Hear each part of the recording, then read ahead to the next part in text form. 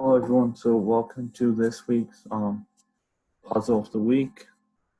It's this position, a brilliant combination by Mikhail Tal.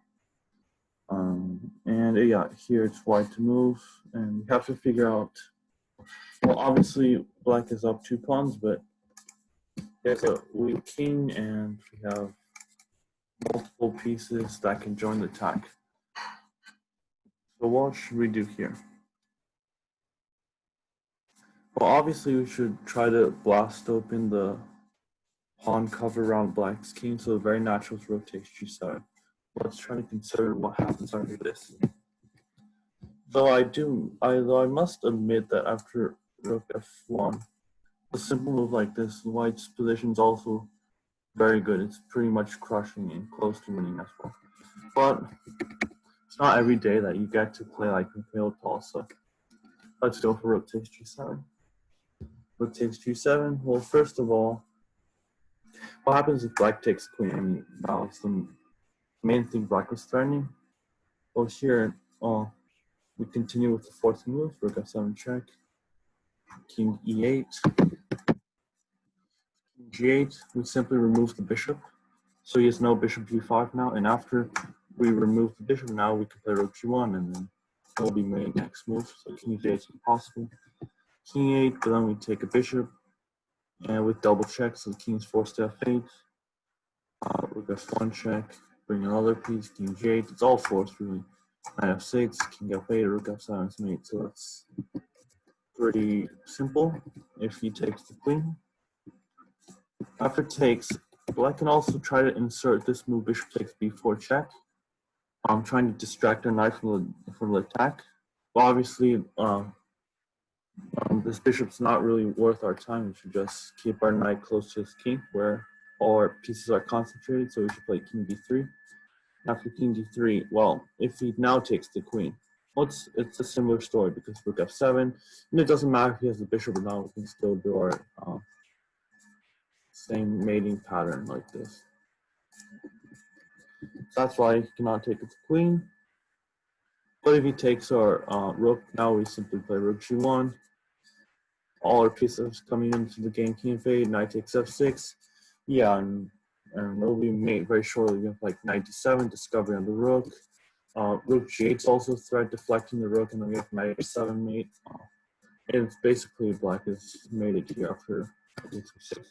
So bishop takes b4 check doesn't really help him. Probably the most stubborn is just to take the rook. But now, as we saw before, we include another piece in attack, rook g1 check. Black has to play king to h6. If he goes back on f8, the problem is now we have queen g3. Simply are doubling on the g file. We're turning queen g7 mate, and there's no defense. For example, the only way is bishop takes b4. Clearing 7th rank of check, but we simply sidestep, and queen d7 is the only way to guard against g7.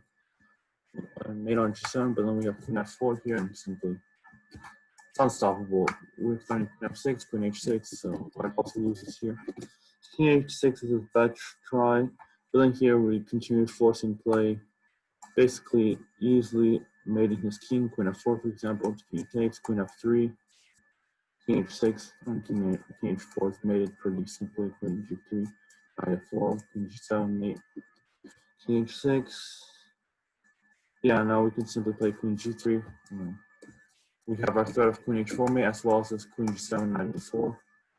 So our knight is very important, so black really has no other better idea than getting rid of a knight. It's not mate because he can block with the queen, and he also gets rid of this knight, which is very important, for example, with the knight f4 idea.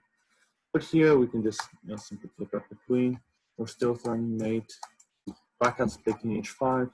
There's no immediate mate, but obviously white's completely winning because materially it's about even, but I mean his king's on h5 and look at these pieces. So, the simplest way is, the quickest way is queen f3, check, king h6, not queen e4. We're double attacking the queen, bishop, and mate on h4. And he has to take on b4 check, and now we go king d1.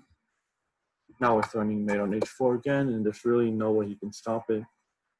For example, if he plays king h5, you can play queen f3, king h6. Now that the bishop has left with b4, we forced out with queen e4. Now we have queen takes f6, h5, and queen g5 mate. So that was a pretty nice way to end the game.